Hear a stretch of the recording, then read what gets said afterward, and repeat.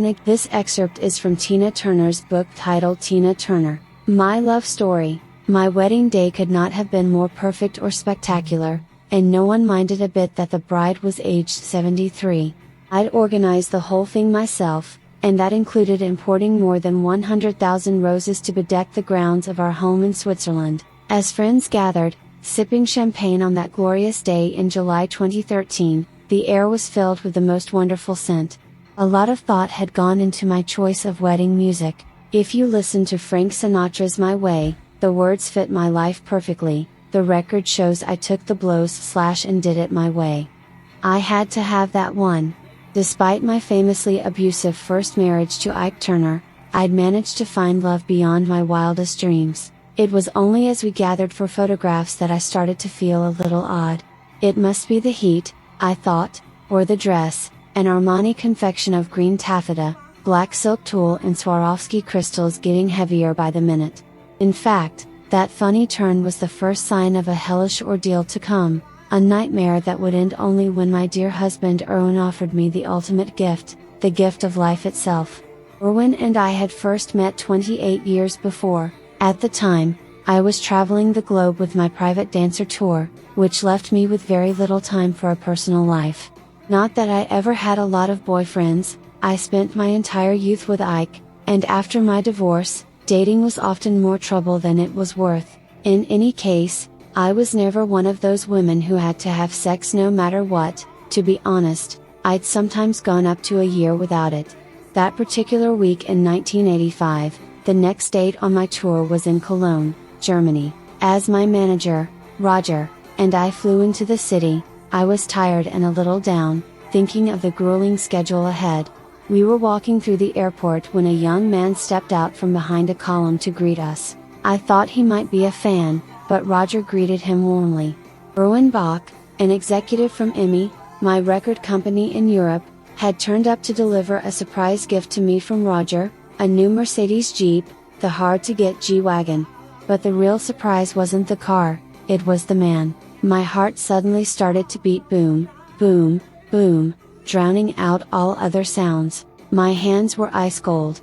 So this is what they call love at first sight, I thought. Oh my God, I am not ready for this. Roger hopped into a waiting limousine, while I got into the G-Wagon with Erwin so he could tell me all about it while driving me to the hotel. I studied his profile. He was young, about 30, I guessed, and he was very pretty, though not in a conventional way. Dark hair, really great hands. There's something about a man's hands. Suddenly, I felt very insecure about my looks. I was wearing an Issey Miyake sweater with leather jeans, rock and roll stuff, and my hair was big in those days. But if you ask me, I didn't look so good and I doubt that Erwin found me attractive. Oh, and if the hair wasn't enough of a turnoff, I was 46, divorced and the mother of 2 sons and 2 stepsons, who were now practically men themselves. What was going through Erwin's mind? Later, much later, I found out that he'd felt the same inexplicable electrical charge. When he looked at me, he said, he didn't see the star or my skin color or any other details. He just saw a very desirable woman. In the G-Wagon, our conversation was a little strained. We managed to chat haltingly about the dashboard and other innocuous subjects until we got to the hotel. After saying goodbye, I threw myself on my hotel bed and thought, gosh, he's wonderful, really wonderful. What do I do now? As it happened, I saw Erwin again at a couple of dinners organized by EMI. On the second occasion, we were sitting next to each other. I said to myself, I don't care, I'm just going to ask him. Erwin, I whispered, when you come to America, I want you to make love to me. He turned his head slowly and just looked at me as if he couldn't believe his ears. I couldn't believe what I'd said either. Later, he told me he'd never been propositioned by a woman. His first thought was, wow, those California girls are really wild. But I wasn't wild. I'd never done anything remotely like that before. I didn't recognize myself.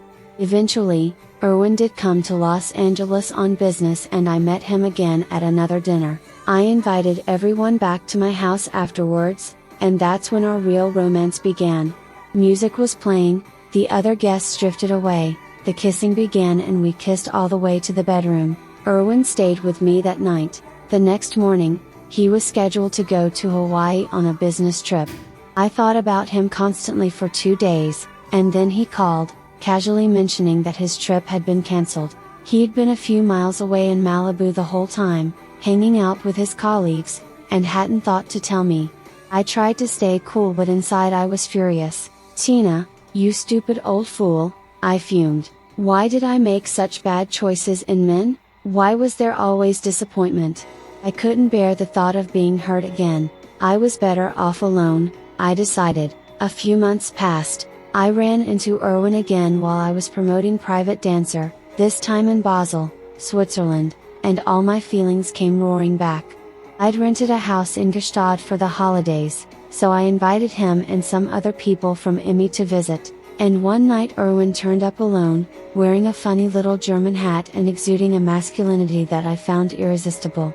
By the end of the evening, I'd made up my mind to pack up and move in with him. From now on, wherever Erwin was would be my home. Thus began my love story with a man who was 16 years younger than me. But that was never an issue in my mind, then or now. The world may view Erwin as Tina's younger man, but the truth is that, at heart, he's really 60 and I'm 16. He's always been old soul, and he's much more mature than I am. He thinks ahead and exercises caution, while I'm more likely to leap without looking. In any case, at 46, I didn't look older than Erwin, who was 30. I never think about the age difference. I don't even feel I need to work at looking pretty in bed. I'm past that. What's love got to do with it? A lot. So I made the right decision when I packed my 10 Louis Vuitton suitcases and headed for Erwin's 2-room apartment near Cologne. It contained a great sound system, I noticed, but not much else. When I got to know Erwin a little better, I learned that minimalist is his middle name. He hates stuff. Me, I'll cover every surface with books, candles, photographs, potpourri, anything to add personality. So my first thought was, well, this room really needs decorating.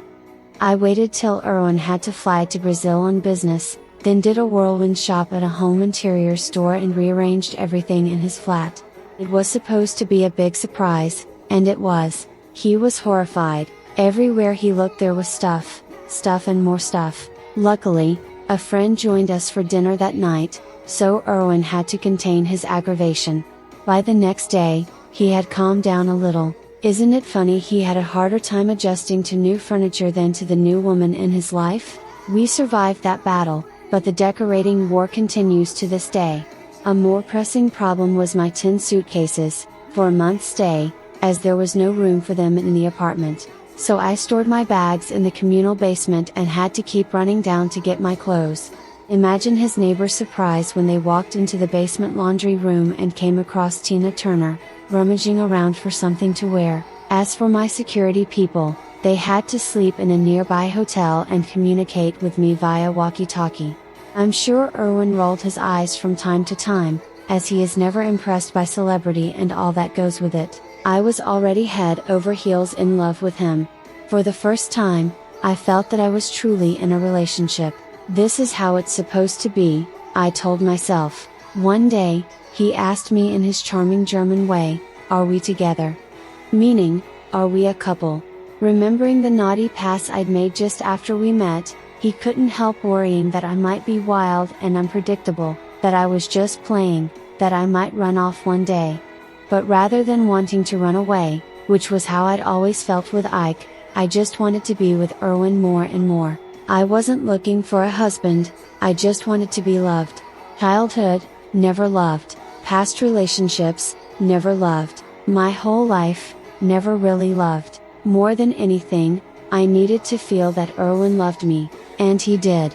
He really did. In 1989, when I was about to turn 50, he proposed. But I wasn't certain how I felt about marriage. Marriage can change things and, in my experience, not always for the better. For the next few years, we spent a lot of time together in Cologne and in a house that I bought in the south of France. Then in 1995, when Erwin was asked to run the Emmy office in Switzerland, I accompanied him like a good German Frau. We moved into an old-fashioned villa on Lake Zurich, called the Chateau Algonquin. I felt good.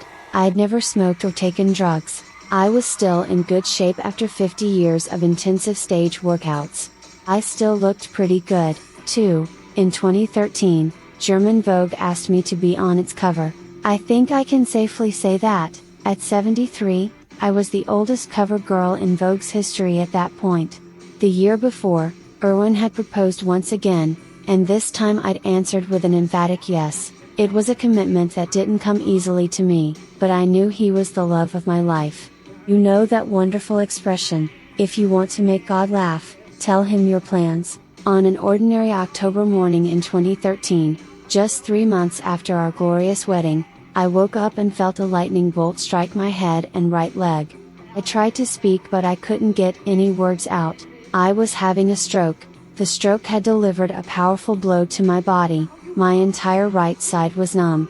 I'd have to work with a physiotherapist to learn how to walk again, the doctor told me, and using my right hand would be a problem, but the psychological effects were even more profound.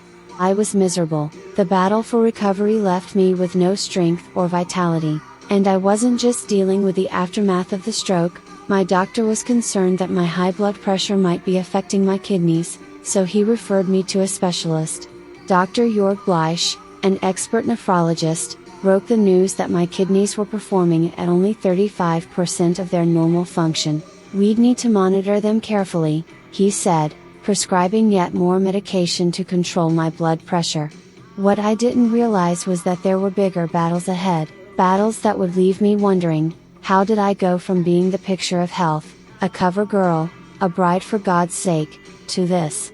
After a while, I began to resent the drugs I was taking to control my high blood pressure.